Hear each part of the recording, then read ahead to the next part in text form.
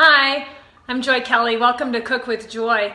Today I want to talk about broth, and I want to talk about it for a couple of reasons. There's a really big buzz right now around people drinking bone broth, and that's because there's a lot of proline and glycine in bone broth in the marrow, and people are using that for gut health, and that's awesome.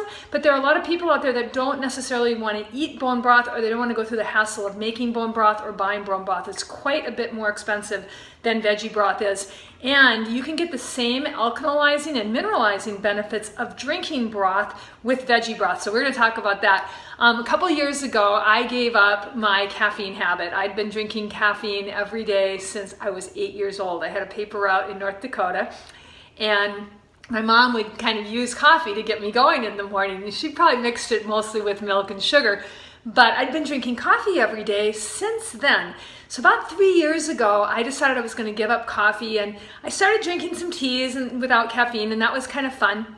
But I got on this kick of drinking veggie broth. Now, I make my own veggie broth, but I also buy my own veggie broth, and I want to talk to you about both things. I want to talk to you about what to look for when you're buying a veggie broth, and also how to make veggie broth that's really the most nutritious and delicious veggie broth that you can. So there's a couple of different ways that you can use veggie broth. So you can have it as a drink in the morning, which is awesome, and I have totally substituted that for my caffeine habit. The other thing that you can do is you can use it to saute vegetables or even meats without oil. So I'll put some in ice cube trays and put them in the fridge, and now I've got really quick, instead of popping out some oil, I just pop out an ice cube tray that has veggie broth in it. I also like to make rice and quinoa and use it instead of water because it adds a lot of flavor. If you've ever had quinoa, you know it doesn't have a lot of flavor. It's really good for you, but adding some veggie broth to it will really give it some really, really excellent flavor.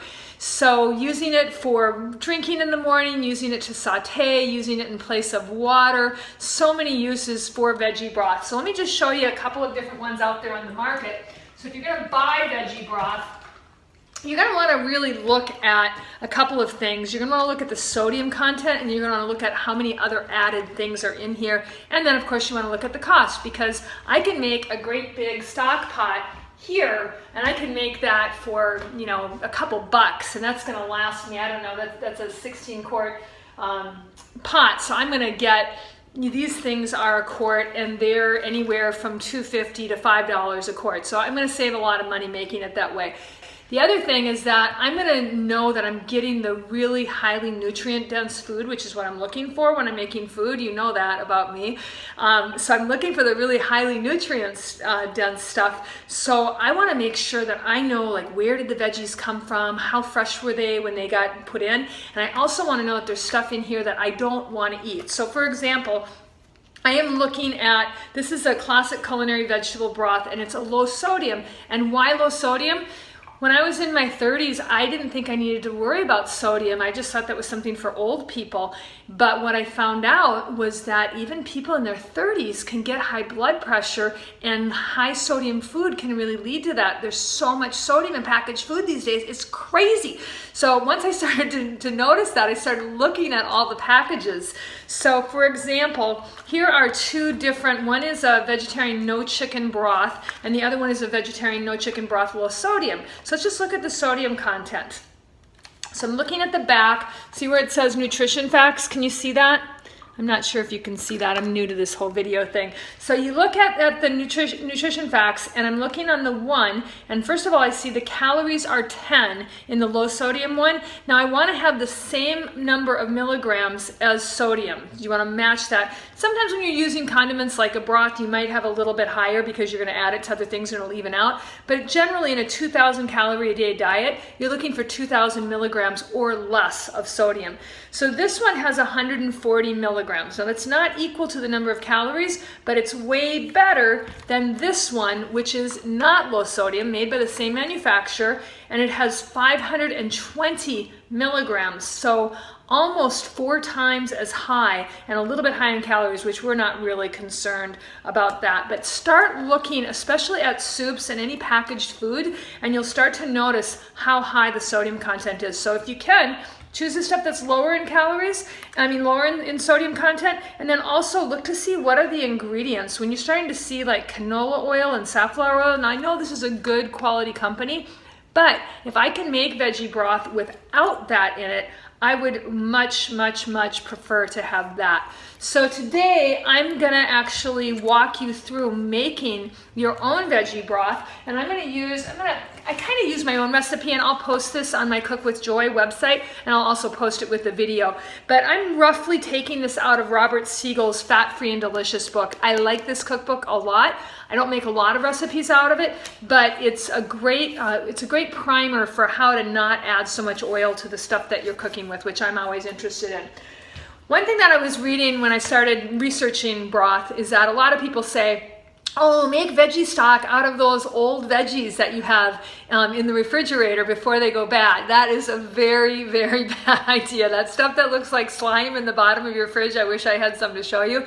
You do not want to make that into soup. If you don't want to eat it when it's not in a stock, you don't want to eat it as a stock. And I think a lot of times companies do that, and that's why you don't get the nutritiously dense broth that you're going to get if you make it yourself. So you want to choose really fresh vegetables. In fact, I'm going to be using some stuff that I grew out of my garden today, and I grow aeroponically, so you can see the roots are still attached to this, and that means that the nutrient content is pulsing through this food. In greens, it's especially important because there's so much nutrient content in the leaves of greens, and once you separate them from the roots, they start to respirate.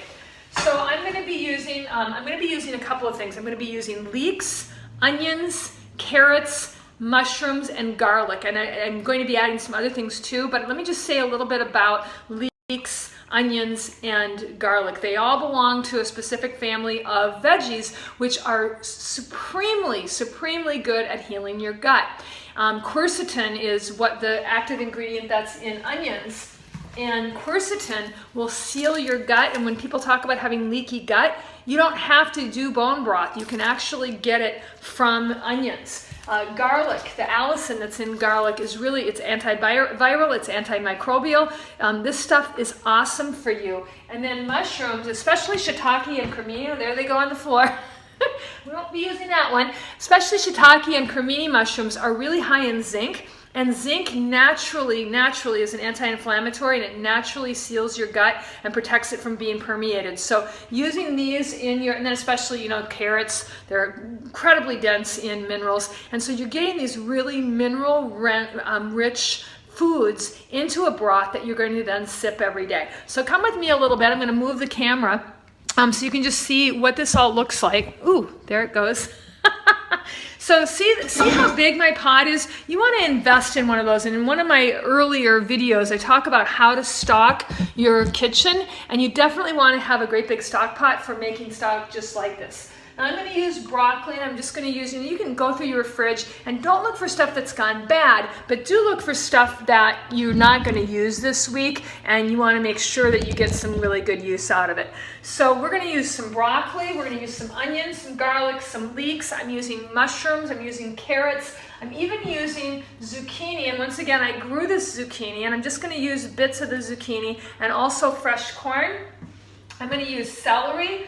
And then I'm going to use, as I showed you earlier, I'm going to use some fresh greens. And all of these are going to go into my pot along with filtered water. Really, for me, really important what water you put in it. I use reverse osmosis filtered water. I'm looking at going to another kind. But you're going to cut all of the vegetables up into smallish cubes, cover them with water, and then you're going to add the herbs at the end. So herbs they have amazing properties. You're going to add some parsley, some basil. I like to add some celery seed and also some bay leaf and some fresh pepper. Peppercorns have lots and lots of healing properties. And if you can see these, I've got the the multicolored ones, if you can see that. So we're going to put a wide variety of those in. We're simply going to cover them, and cutting them up and getting them into the pot, that's the quick part. Then you just let them simmer, and the longer you let the broth simmer, the more the minerals are going to come out, the more the alkalizing agent,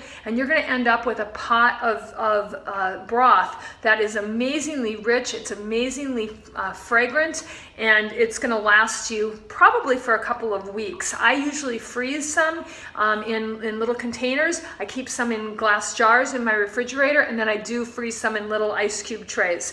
So I will post this recipe, and I hope that I've inspired you to start adding broth to your diet. And whether or not you give up your coffee habit or you just have it as a little snack throughout the day, I find it a great way to stave off hunger pangs. If I'm wanting one of those snacks before it's really time to eat, I'll have a cup of broth. I'll have it at night instead of having that dreaded nightcap. I'll have a cup of broth, and I have found that veggie broth is just a real savior, a real lifesaver for me. So I hope that helped. This is Cooking with Joy, and I look forward to seeing you next time.